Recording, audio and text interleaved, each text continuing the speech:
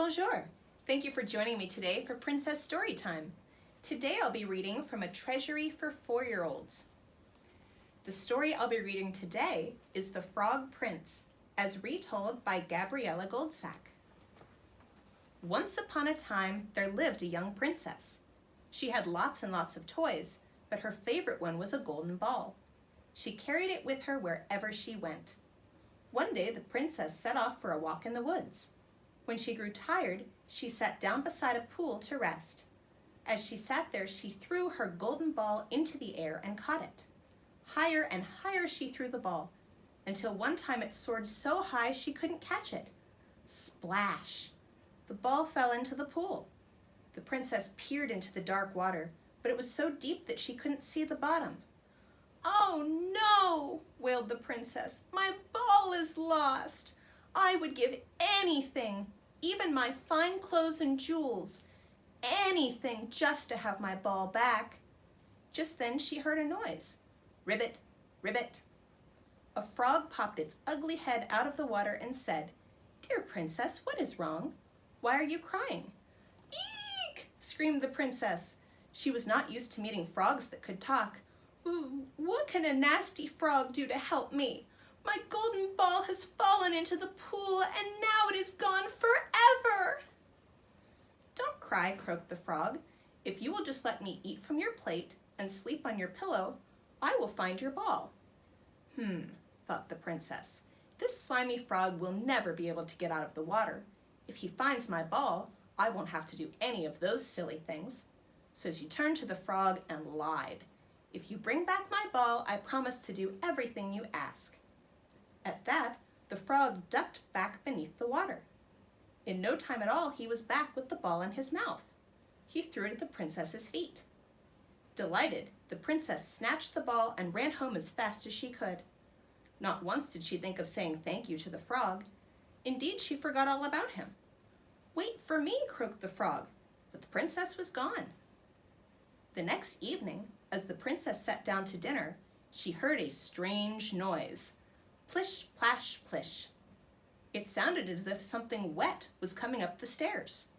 Then there was a tap, tap on the door, and a little voice croaked. "Open the door, my one true love. Open the door, my turtle dove. Remember the promise you made in the wood? Well, now is the time to make it come good." The princess opened the door, and there stood the frog. Frightened, she slammed the door in his face. "What's the matter?" asked her father, the king. The princess told him all about her lost ball and her promise to the frog.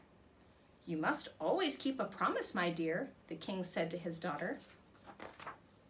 "Go and let him in." So the princess opened the door.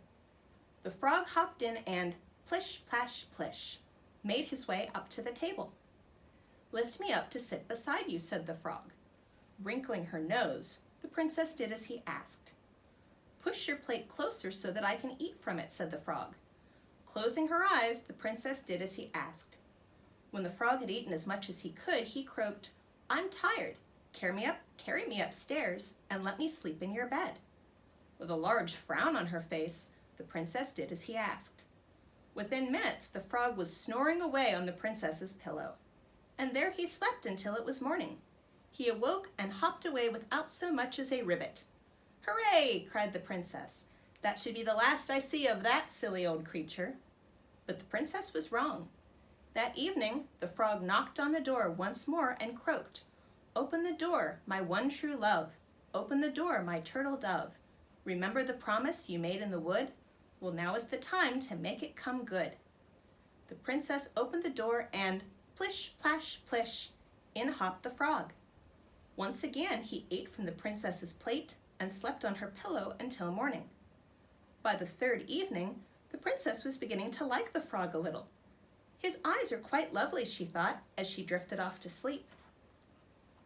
But when the princess awoke the next morning, she was astonished to find a handsome prince standing beside her bed.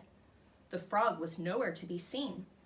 As she gazed into the prince's strangely familiar eyes, he explained how an evil fairy had cast a spell on him and turned him into an ugly frog.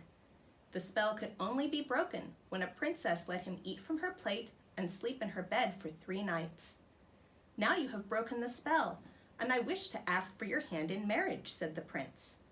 Being a princess, she quickly agreed, and before the prince could say, "Ribbit," a fine coach and a handsome horse appeared. Together they rode off to the prince's home, where they lived happily ever after. Thank you so much for joining me today, and I hope to see you again soon. Au revoir.